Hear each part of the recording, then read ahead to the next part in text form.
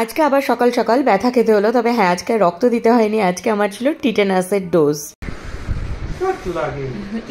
টিটেনাসে জানোই একদিন দুদিন একটু ব্যথা থাকে, আমারও থাকবে অ্যাজ ইউজুয়াল, কিন্তু তা বলে তো বসে থাকলে চলবে না। চলো রান্নাঘরে যাই। এই যে চলে এসেছি।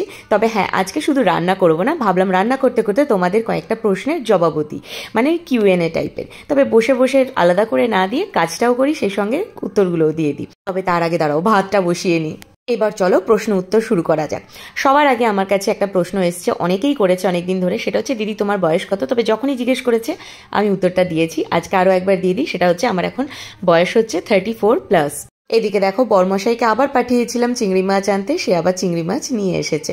তো এবার দ্বিতীয় প্রশ্নটা হলো, দিদি তোমার ছেলের বয়স কত, আর সেকেন্ড প্রেগনেন্সিতে এতটা দেরি করলে কেন? এটা কি প্ল্যান্ড করা ছিল নাকি আনপ্ল্যান্ড ওয়েতে হয়েছে? তোমরা অনেকেই বলেছিলে এটা নিয়ে একটা ডিটেলস ভিডিও শেয়ার করো। তবে হ্যাঁ এখানে উত্তর দেওয়ার আগে বলে রাখি, এই প্রশ্নগুলো কিন্তু সবই পজিটিভ ওয়েতেই এসছে, কোনো নেগেটিভ কমেন্ট নয়। তারা প্রত্যেকেই আমার কাছে জিজ্ঞেস করেছে, কারণ তারাও সেকেন্ড বেবি নিতে চায়, আর সেই জন্যই তারা বিভিন্ন বিষয়ে চিন্তিত, তাই তারা প্রশ্নটা করেছে।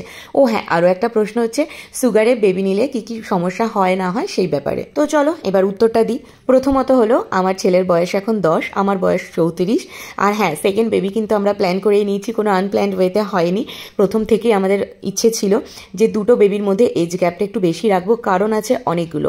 এক হচ্ছে যাতে ফিনান্সিয়ালি আমরা স্ট্রং থাকতে পারি, কারোর উপর ডিপেন্ডেবল না হতে হয়, কারণ একটা বাচ্চাকে সুন্দর একটা ভবিষ্যৎ দিতে গেলে ফিনান্সিয়ালি স্ট্রং হওয়াটা আজকের দিনে ভীষণভাবে দরকার। আর সেটা অন্যের উপর ডিপেন্ড করে তো একদমই হওয়া সম্ভব নয়, তাই না? এছাড়া দ্বিতীয়ত হলো আমরা আমাদের সংসারে মাত্র 3টি মানুষ, তোমরা তো দেখেইছো। তো একটা বাচ্চাকে মানুষ করতে কতটা কষ্ট হয় সেটা সবাই জানো। আরেকটা বাচ্চাকে সঙ্গে সঙ্গে যদি নিয়ে আসি, দুটোকে সামলানো সবার পক্ষে তো সম্ভব হয় না। সেই জন্য চেয়েছিলাম একজন একটু বড় হবে, নিজে সমস্ত কাজ নিজেরটা করতে শিখবে, তখন আরেকজনকে আবার না হয় পৃথিবীতে আনা যাবে। তার সাথে সাথে আমাদের দুজনেরই খুব ইচ্ছে ছিল যে রিওর ছোটবেলাটা আমরা যেভাবে সুন্দর করে এনজয় করতে পেরেছি, ঠিক সেরকমভাবেই পরের জনেরটাও যাতে এনজয় করতে পারি। আত্মীয় স্বজন বা পরিচিতদের মধ্যে অনেককেই দেখেছি একদম পিঠোপিঠি বাচ্চা থাকতে। তো সেই ক্ষেত্রে মানুষ করতে যে কতটা ঝক্কি বা ঝামেলা সেটাও ফেস করতে দেখেছি তাদের। তবে হ্যাঁ এটা ভিন্ন ভিন্ন মতামত, অনেকেরই মনে হতেই পারে একবারে দুজন একসাথে বড় হয়ে যাবে, তাই নতুন করে আবার সবকিছু শুরু করতে হবে না, একসাথেই খাটনিটা পুষিয়ে যাবে।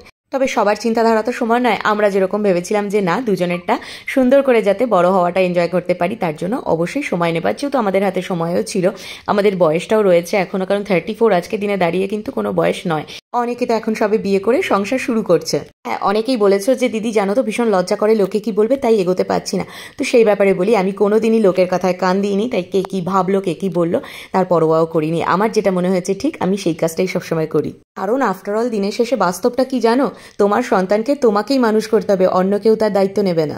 তাই তোমার যবে মনে হবে সঠিক সময় বাচ্চা নেওয়ার, তখনই নেবে। এছাড়া এর মধ্যে আরও একটা কারণ রয়েছে, সেটা হচ্ছে মাঝখানে করোনা, লকডাউন, যা পরিস্থিতি হয়েছিল গোটা বিশ্বে, সেখানে নতুন একটা প্রাণকে নিয়ে আসবো ভীষণ সংশয় হচ্ছিল সেই মুহূর্তে। তারপরে শ্বশুরমশাই গত হলেন, সেই সময় বড় অনেকটাই ভেঙে পড়েছিল মেন্টালি, ইভেন আমিও। তো সব কিছুকে সামলে উঠতে একটু সময় লেগেছিল। আর তারপরে এটা তো অনলাইন অর্ডার করে যে কোনো মুহূর্তেই নিয়ে নিলাম, সেরকম ব্যাপার নয়, তাই না?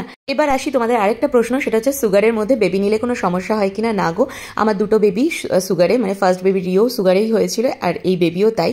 আমার কিন্তু এখনো পর্যন্ত কোনো সমস্যা হয়নি। তোমরা যারা যারা আমাকে এই ব্যাপারে ভিডিও দিতে বলেছিলে, আশা করি তোমরা সব প্রশ্নের উত্তর পেয়ে গেছো।